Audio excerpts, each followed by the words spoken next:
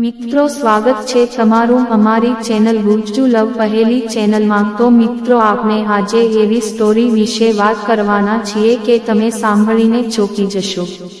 મારું નામ દીપક છે। હું 50 વર્ષનો છું અને હું એક ગામમાં રહું છું। મારો દીકરો કામને કારણે શહેરમાં રહે છે અને તેના લગ્ન 4 વર્ષ પહેલા થયા હતા। એક દિવસ મેં તેને અને તેની પત્નીને મળવા શહેરમાં જવાનું વિચાર્યું। જ્યારે હું ત્યાં પહોંચ્યો ત્યારે મારો દીકરો ઘરે નહોતો અને મારો દીકરો ઘરે એકલો હતો। મારા દીકરાએ મારી તરફ જોયું અને હસતાં હસતાં કહ્યું, સસરા, તમે અમને આટલા દૂર કેવી રીતે યાદ કર્યા? મેં હસીને જવાબ આપ્યો, બહાસા, તમે જાણો છો કે હું કેટલી દૂર રહું છું। હું થાકી ગઈ છું અને આમ જવા વિશે ઘણું વિચારવું પડે છે, પણ મને તેને અને મારા દીકરાને જોવાનું મન થયું, તેથી હું આવી ગઈ। પુત્રવધુએ કહ્યું, ઠીક છે સસરા, હવે તમે આવ્યા છો, થોડા દિવસ અમારી સાથે રહો। 2-3 દિવસમાં પાછા ન જાઓ।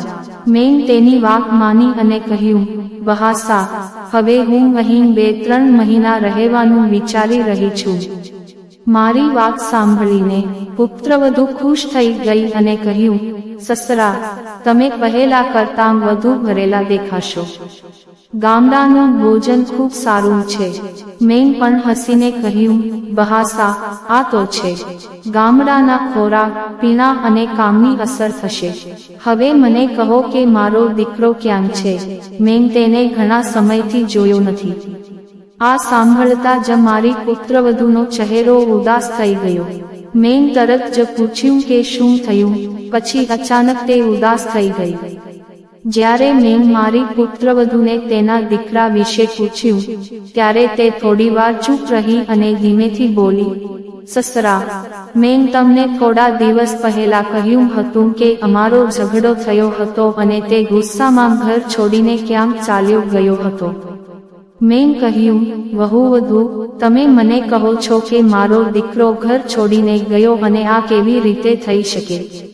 દીકરા વડુએ ઉદાસ થઈને કહ્યું, સસરા, તમે તમારા દીકરાને ઓળખતા નથી। હું તેને પ્રેમ કરતો નથી। અમારા લગ્નને 4 વર્ષ થયા છે, પણ તેણે મને ક્યારેય ખુશ કર્યો નથી। તે હંમેશા પોતાના કામમાં વ્યસ્ત રહે છે અને મારી ઈચ્છાઓને સમજવાનો પ્રયાસ કરતો નથી। હવે મને કહો કે તમે મને મારા પતિ પાસેથી પ્રેમ અને ખુશીનો અધિકાર નથી આપતા। મારી પણ ઈચ્છાઓ છે। મને પણ લાગે છે કે હું તેની સાથે રહેવા માંગુ છું। મેં તેનો સમય જોયો અને તેની વાતો સાંભળી। હું ઊંડા વિચારમાં પડી ગયો। મેં કહ્યું, પણ દીકરા વડુ, જો તમને કોઈ સમસ્યા હોત તો તમે મને આ પહેલા કેમ ન કહ્યું? તો તમે મને કંઈક કહેવા માંગતા હોત। દીકરા વડુએ ઉદાસ થઈને કહ્યું, સસરા, હું તે કરવા માંગતો ન હતો અને મેં થોડું દુઃખ આપ્યું છે। મેં વિચાર્યું કે સમય સાથે બધું સારું થઈ જશે, પણ હવે પરિસ્થિતિ એવી બની ગઈ છે કે વધુ ખરાબ। તેમણે મારી પુત્રવધુને આશ્વાસન આપ્યું અને કહ્યું, ઠીક છે, હવે ચિંતા ના કરો, મને મારા પુત્રને શોધવા દો। હું તેને શોધીને પુત્ર મોટો થશે ત્યારે અહીં લાવીશ। સસરાએ કહ્યું, એક મિત્રએ મને ઓફિસમાં ફોન કર્યો અને કહ્યું કે તમારો પુત્ર કદાચ હમણાં તેના પર ગુસ્સે છે અને રજા લેવા માંગે છે। તેની વાત સાંભળીને મેં મારી પુત્રવધુને સમજાવ્યું કે તમારે ચિંતા કરવાની જરૂર નથી। હું તેની સાથે વાત કરીશ અને કહ્યું, ઠીક છે, હું તમને કહીશ। પછી પુત્રવધુએ વિષય બદલ્યો અને કહ્યું, સસરા, અહીં આવ્યા પછી તમને કેવું લાગે છે તે મને કહો। મેં હસીને કહ્યું, પુત્રવધુ, અહીં આવીને સારું લાગે છે, પણ તમને સાંભળીને મારું હૃદય ભારે થઈ ગયું છે। હું તમને જોઈને હજુ પણ ખુશ છું। હું વધુ સુંદર દેખાઉં છું। આ સાંભળીને પુત્રવધુ થોડી શરમાઈ ગઈ અને કહ્યું, શું હું પહેલા કરતાં વધુ સુંદર દેખાતી નહોતી? તેણીએ હસીને કહ્યું, તું પહેલા પણ સુંદર હતી, પણ હવે તું પહેલા કરતાં વધુ સુંદર લાગે છે. કદાચ તે હવે મારી ઉંમરની અસર છે. મને વધુ લાગે છે કે મારી પુત્રવધુ સ્વભાવે ખૂબ જ ખુલ્લી હતી અને મેં કહ્યું કે તેણીએ સ્વીકાર્યું નહીં અને તેણીએ મારા કહેવાથી ખરાબ લાગ્યું નહીં અને તેણીને હસીને અને ખુલ્લેઆમ વાત કરવામાં કોઈ શરમ નહોતી આવી. થોડી વાર પછી પુત્રવધુ હસીને કહ્યું, સસરા, મારે તમને કંઈક પૂછવું છે. મેં કહ્યું કે તમે જે પૂછવા માંગો છો તે પૂછો. તેણીએ સાસુના મૃત્યુ પછી કહ્યું, શું તમે ક્યારેય કોઈની સાથે સમય વિતાવ્યો છે? પછી તેણીનો પ્રશ્ન સાંભળ્યા પછી હું થોડી વાર ચૂપ રહ્યો અને પછી હસીને કહ્યું, પુત્રવધુ, તમે જાણો છો કે મને નવા જમાનાની છોકરીઓમાં કોઈ રસ નથી. મને તમારા જેવી જ ઉંમરની સ્ત્રીઓ ગમે છે. મારા જવાબથી તે થોડી ચોંકી ગઈ અને પછી સોફાની રીતે બોલી, અને મને ખબર છે કે કદાચ તેથી જ તે હંમેશા ખુલ્લેઆમ મારી પાછળ આવે છે. મેં હસીને કહ્યું, પુત્રવધુ, મારી પાસે છે. આટલા દિવસોથી તારાથી દૂર છું, પણ મારું મન હંમેશા તારા વિશે જ વિચારતું રહે છે. તારી ચિંતાઓ, તારી ખુશી અને તારા શબ્દો બધા મારા મગજમાં હતા. મારા શબ્દો સાંભળીને પુત્રવધુ થોડીવાર માટે શરમાઈ ગઈ અને તે થોડું હસીને કંઈ બોલ્યા વિના ચાલી ગઈ. એક દિવસ હું મારા દીકરાના રૂમમાં ગયો. જ્યારે હું અંદર પહોંચ્યો ત્યારે મેં જોયું કે તે તેના લેપટોપ પર કંઈક જોઈ રહી હતી.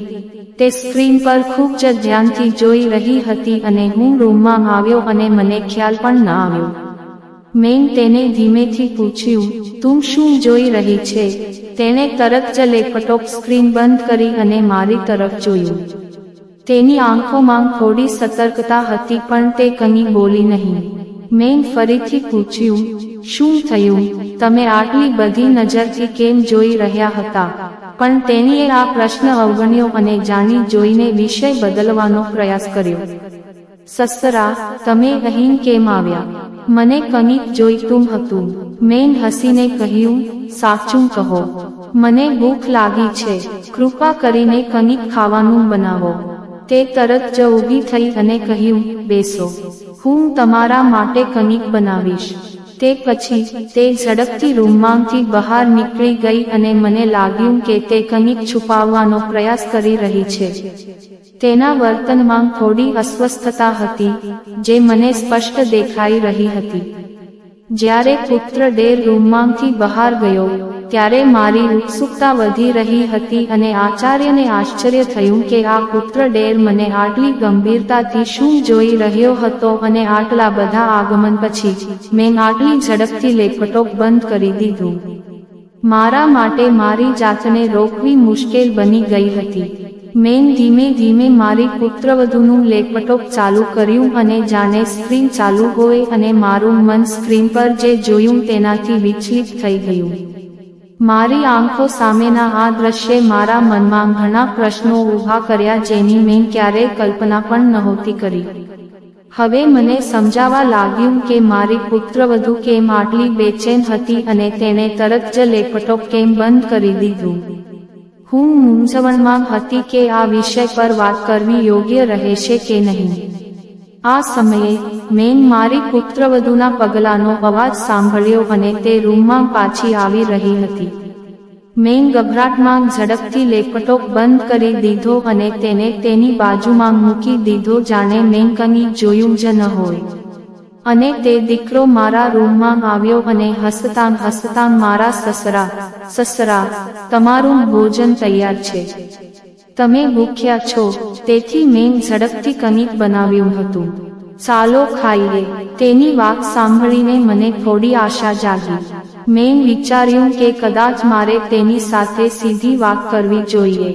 મેં વિચાર્યું કે જો હું મારી સાસુની સેવા કરું, પછી હું તેની પુત્રવધુની સેવા કરું, પછી તે તેની લાગણીઓ જાણવા માંગે છે અથવા જો તેણીને તેની સાથે કોઈ સમસ્યા છે, તો મેં વિચાર્યું કે ચૂપ રહેવું વધુ સારું રહેશે કારણ કે હું સમજી ગયો હતો કે આ વિષય સંવેદનશીલ છે અને તેની સંમતિ વિના તેને સ્પર્શ કરવો યોગ્ય નથી. મેં તેને કંઈ પણ પૂછવાનો ઈરાદો છોડી દીધો અને એક રાત્રે જ્યારે હું શાંત હતો ત્યારે હું સાથે જમવા ગયો અને મને મારી પુત્રવધૂના રૂમમાંથી એક નરમ અવાજ સંભળાયો, જાણે તે કોઈની સાથે વાત કરી રહી હોય. અવાજ સ્પષ્ટ નહોતો પણ વાતચીતની વચ્ચે કંઈક એવું હતું જેનાથી હું બેચેન થઈ ગઈ. શરૂઆતમાં મેં તેને અવગણવાનો પ્રયાસ કર્યો પણ સમય જતાં મને ઊંઘ આવવા લાગી. તો મારી વહુ આટલી મોડી રાત્રે શું વાત કરી રહી છે? મેં થોડીવાર મારી જાતને કાબૂમાં રાખવાનો પ્રયાસ કર્યો પણ હું મારી જાતને કાબૂમાં રાખી શકી નહીં. મેં ધીમે ધીમે મારી વહુના રૂમ તરફનો મોટો દરવાજો ખોલ્યો અને કોઈ અવાજ કર્યા વિના અંદર ડોકિયું કરવાનો પ્રયાસ કર્યો. મારો દીકરો ફોન પર કોઈની સાથે વાત કરી રહ્યો હતો. તેનો અવાજ ઓછો હતો અને વાતચીતમાં કેટલાક શબ્દો મારા કાન સુધી પહોંચ્યા અને મેં તેને કહેતા સાંભળ્યા કે ત્યાંથી તેને તમારા ઘરે આવવું પડશે અને આખી રાત મારી સાથે રહેવું પડશે. આ શબ્દો સાંભળીને હું ગુસ્સે થઈ ગઈ અને મારી આંખો પહોળી થઈ ગઈ અને મારા મનમાં ઘણા પ્રશ્નો ઊભા થવા લાગ્યા. મારી વહુ આવી વાત કરી રહી હતી.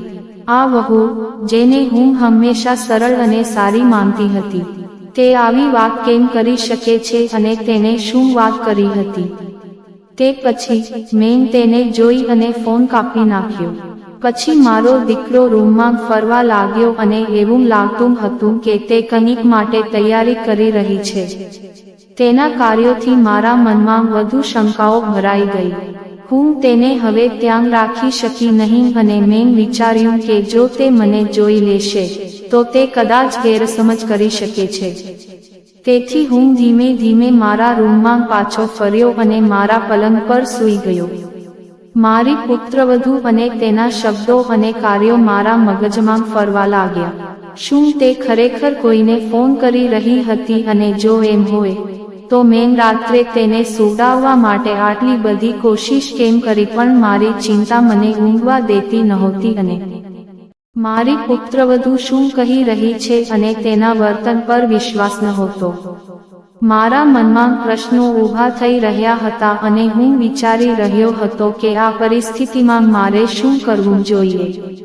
અને જ્યારે હું સવારે મારા રૂમમાંથી બહાર આવ્યો ત્યારે મેં મારી પુત્રવધૂને સ્નાન કરતી અને રૂમમાંથી બહાર આવતી જોઈ.